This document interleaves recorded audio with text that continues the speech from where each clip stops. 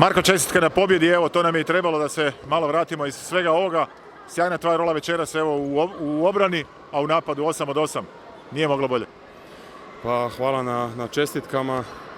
Mislim da je svakako bila dobra utakmica, no međutim moramo još na dosta toga poraditi.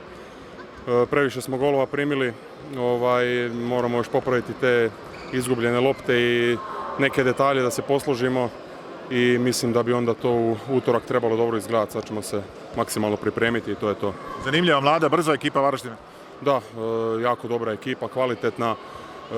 Svi su dali 100%, stvarno su dobro igrali, brzo, agilno. Za mene i mog Twin Towera Bornu malo teže za braniti, ali Borna je svakako jako dobro na početku, to je 5-1 koja je zapravo bila testna da probamo se uigrati u to, mislim da se jako dobro pokazao i ostali isto su, mislim, dobro igrali. Naravno, onda su tu došli neke, ajmo reći, malo smo pali, ali generalno ok, pobjeda je tu, idemo dalje.